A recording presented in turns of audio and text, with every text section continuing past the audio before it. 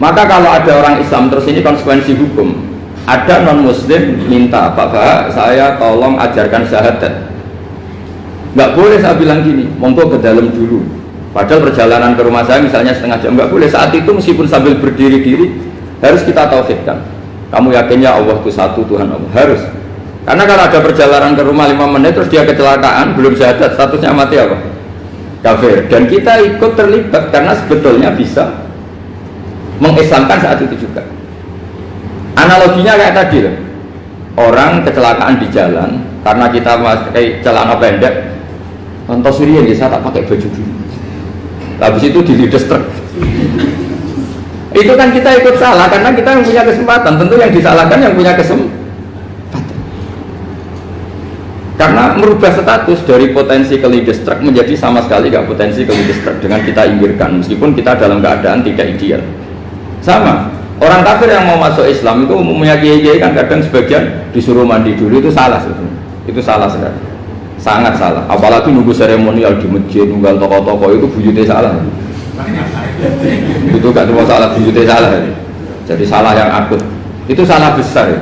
Kalau seremonial monggo, tapi kalau mengislamkannya harus saat itu. Apalagi ya seremonial seminggu lagi nunggu tokoh terkenal, nunggu di syuting dulu, wah itu perilaku show, itu bukan mengislamkan itu.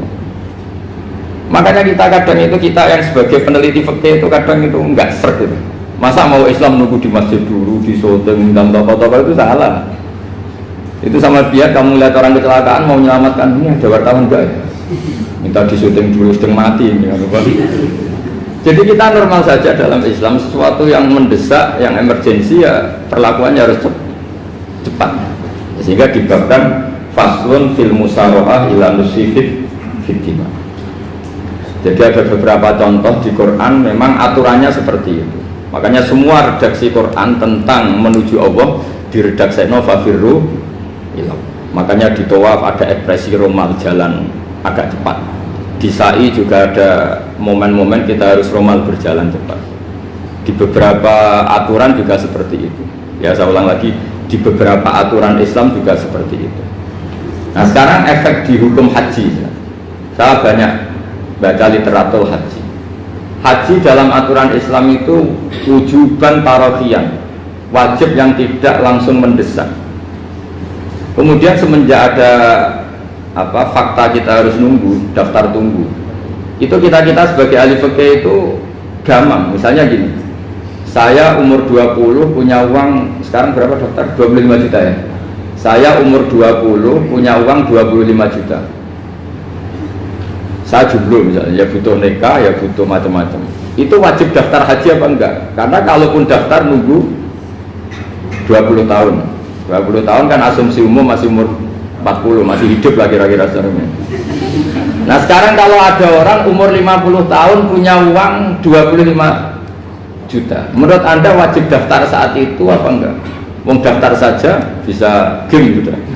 Dan kalau misalnya umur 50 ditambah 25 kan 75. Itu kalau orang sumpah sudah cepat mati itu kira-kira gitu. Maka itu menjadi pertanyaan, apakah fikih ini kita rubah? Karena dulu kan orang itu longgar semua. Karena haji zaman Nabi pun tidak langsung dilakukan saat pertama diwajibkannya haji. Jadi Nabi punya sisi unik. Pertama ada tahun diwajibkannya haji, Nabi tidak langsung haji. Sebab itu ulama berkesimpulan kalau wajibnya haji tidak langsung. Maka fikih itu memang unik.